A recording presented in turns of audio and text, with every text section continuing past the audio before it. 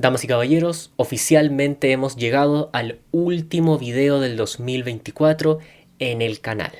No pensé que iba a ser una opinión sin spoilers del juego del Calamar 2, pero aquí estamos y definitivamente hay muchas cosas interesantes que comentar. Bienvenidos seres humanos que tuvieron la genial idea de hacer clic en este video, bienvenidos al canal Pancho en 70 milímetros. En esta oportunidad para hablar de la segunda temporada de Squid Game, o como se le llama en Latinoamérica, el juego del calamar. Secuela directa del mega hit de Netflix estrenado en el año 2021. El primer punto positivo que me gustaría destacar, sin lugar a dudas, es que la continuidad de la historia es estupenda. Solamente bastan un par de minutos del primer capítulo y automáticamente vuelves a reconectar con esta historia y sus personajes. Principalmente porque las consecuencias de la primera temporada no quedan impunes. Se enseña de inmediato en los primeros capítulos que hay traumas al respecto, que hay planes realizándose, que los personajes han crecido de cierta forma o que aún tienen incógnitas por resolver, y al final del día eso termina conectándote con toda esta lógica interna preparada por la serie.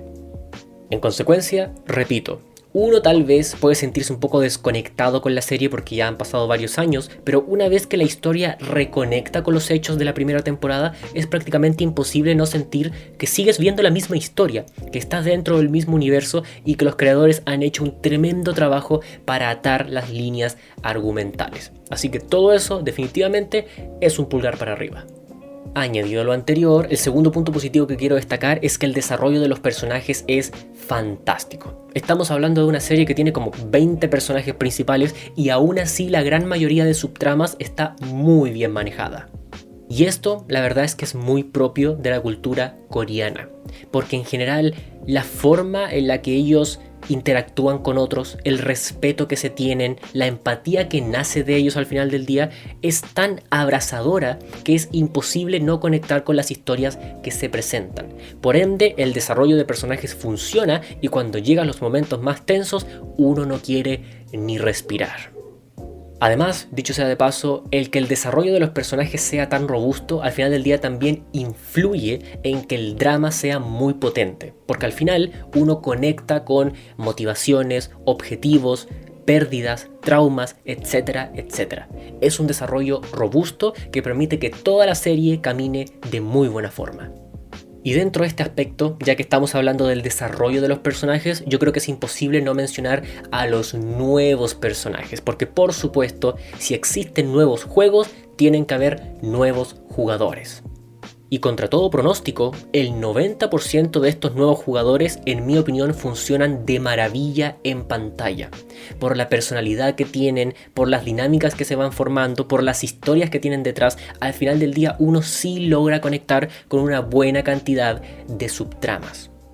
Aunque, dicho sea de paso, igualmente debo reconocer de que algunos personajes me parecieron un poco cansinos en comparación a otros, con algunas personalidades demasiado extravagantes y que realmente me chocaban en algunas escenas, pero más allá de eso, en general funcionan muy bien. Y hablando de funcionar bastante bien, el cuarto punto positivo que me gustaría destacar es que los capítulos poseen un muy buen manejo del suspenso. La primera temporada tenía tremendas secuencias de tensión en donde uno realmente no quería ni parpadear, y esta secuela no se queda atrás. No solo por la efectividad de los juegos, que de por sí son bastante creativos e impactantes, sino además porque como uno conecta con los personajes principales, al final del día uno no quiere que les pase nada malo. Entonces llegan los juegos, llega la tensión y, como ya mencioné, uno no puede ni respirar. Además, dicho sea de paso, hay varios momentos dentro de la temporada en donde hay cliffhangers o finales abiertos que te dejan con ansias de seguir viendo el siguiente capítulo, así que dentro de lo que es un producto mainstream para ver en una plataforma de streaming como lo es Netflix, yo creo que los capítulos son muy efectivos en atrapar tu atención.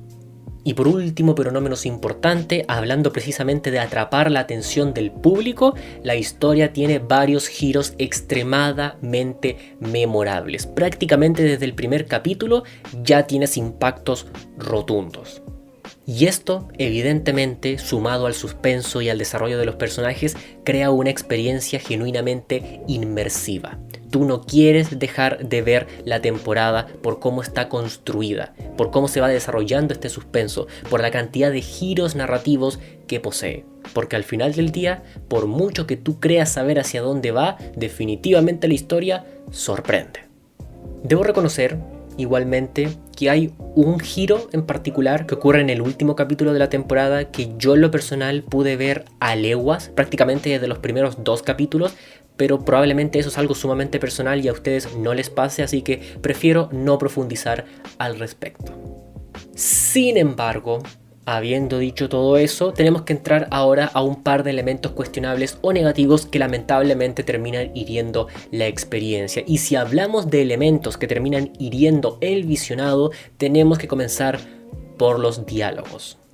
Porque en pos de dejar toda la información clara para el espectador, la serie recae en una cantidad exorbitante de diálogos descriptivos o expositivos que en mi opinión no se sienten para nada naturales.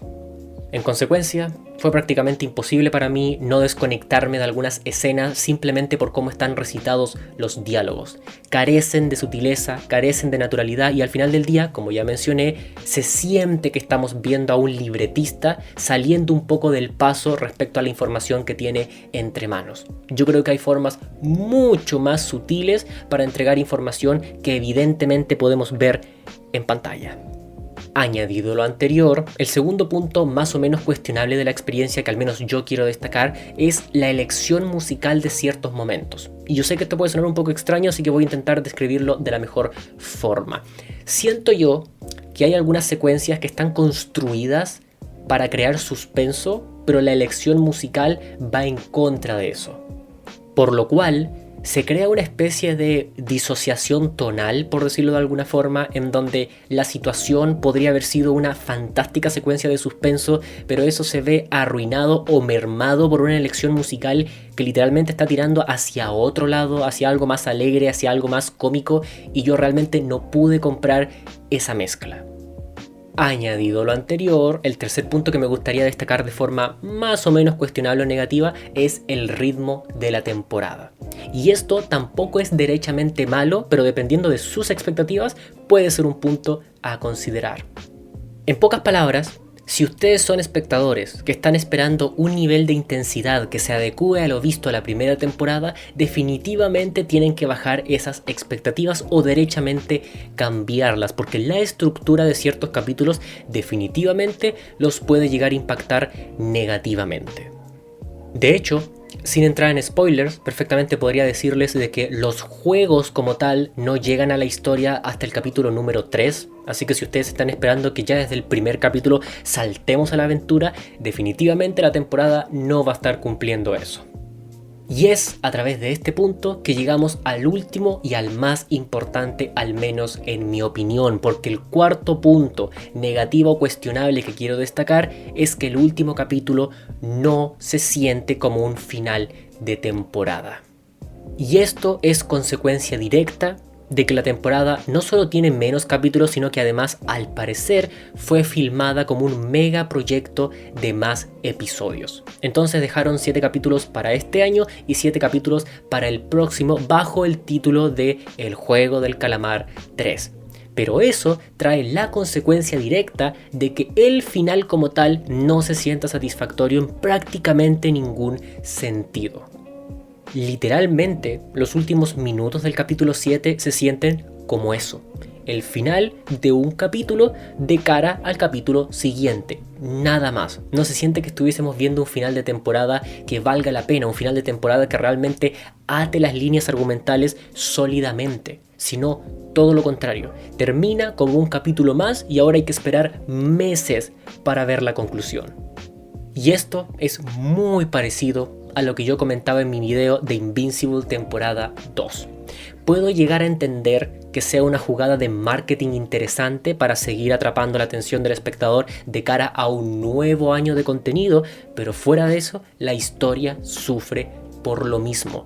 No se siente satisfactoria, no se siente conclusiva. Y dejarnos así en el aire no me parece la mejor decisión. Pero bueno, Como estamos hablando de una temporada completa, no voy a realizar mi clásica conclusión en este video, pero sí voy a decir de que dentro de todo la experiencia fue muy entretenida y definitivamente es una temporada que recomiendo. A pesar de sus falencias, definitivamente estamos hablando de un visionado efectivo. Con eso dicho, no me queda otra más que agradecerles a todos ustedes por seguir aquí conmigo un año más. Definitivamente el 2024 ha sido el mejor año para el canal desde todo punto de vista y me alegro de que nuestra comunidad siga creciendo. Si son suscriptores de antaño, muchas gracias por seguir aquí conmigo, y si son suscriptores nuevos, muchas gracias por confiar en mi contenido y acompañarme hasta el día de hoy. Espero de todo corazón que el 2025 nos traiga sorpresas espectaculares y que por supuesto el buen cine nunca fallezca. De todo corazón, un muy feliz año nuevo para todos y todas.